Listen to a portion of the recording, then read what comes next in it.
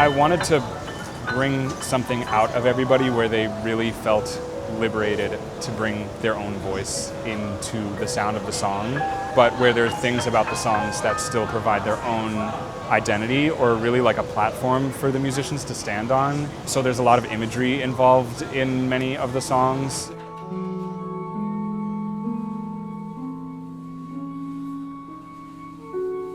Each song really has its own sense of a vignette. For example, the second track of the album, I wrote it in my head while I was experiencing like insomnia, and not only insomnia, but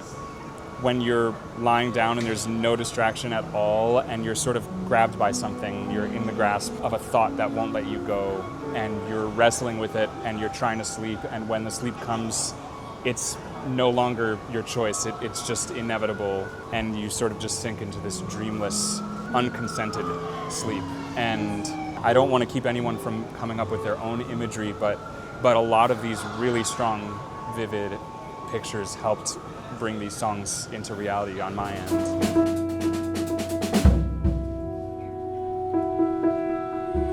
When I was thinking about the members of Canopy, it wasn't just looking for people who were really original and had a strong voice, but it was also a sense of being able to surrender and let go of an ego, where that ego comes in and tells us, I have to sound good, like I know I'm going to sound good if I do this. I really wanted people who were going to exit their own comfort zone and reach towards the extremities of their instrument in a way that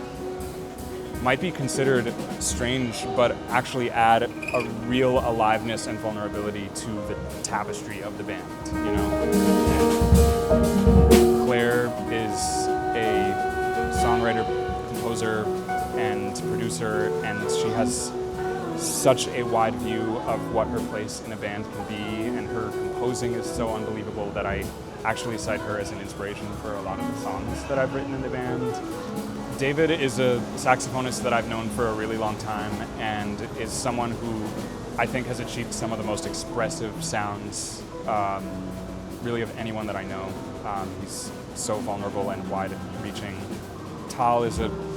just such a magnificent guitar powerhouse, really fearless, with such a strong sound and like a grit in his playing and mobility. Steven I've known for well over a decade now, and he is a drummer with just access to so many different kinds of sonic spaces that other drummers just don't search for, and particularly in a band without a bass player, he's really one of the few that I trusted to build a new sense of groove.